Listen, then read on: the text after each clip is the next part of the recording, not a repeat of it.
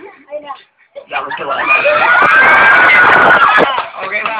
Magandang tanghali po, Nino.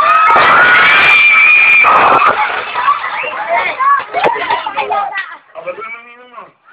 Binabati ko yung ninong ko dyan sa Wawawi. Nandun, oh. Ayun, oh.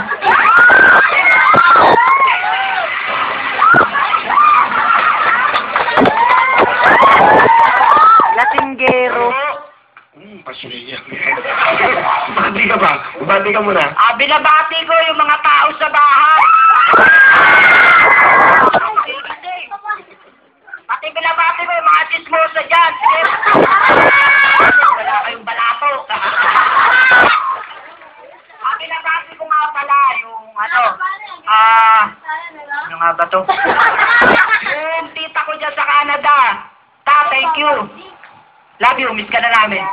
Okay. Anong trabaho ni Kaka? Wala po! Wala. Ay. Ano po, March 7 po.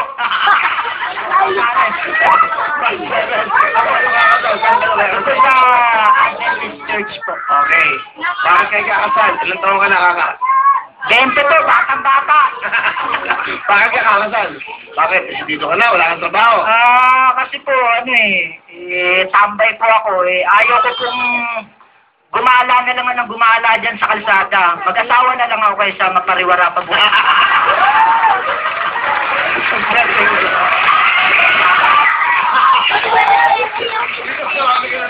Dito eh. Yung mga akala mo walang kwenta, may kwenta yun. Tatama naman siya. Papapayo. At pag nagkapamilya ka, ako siya naman gandang babaeng mga kasama niya, matututo ka sa buhay. Tama ba yun? Tama. Ano bang pangarap mo? Ang pangarap ko po, makapunta po doon sa ibang bansa para matulungan ko yung papa ko.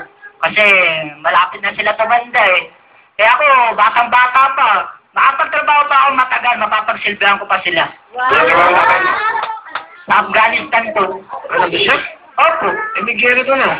Opo nga, nakatakot na nga po ako eh. Pinapauwi ko na nga po eh, kahit magbakalbote na lang ako. Sila po sa bahay. Siya itong babaeng pakakasal mo. Opo, pinakikilala ko po. Ang pinakamamahal kong babae sa balat ng lupa. Ito pagpapalit sa mga dancer ng Wawaw.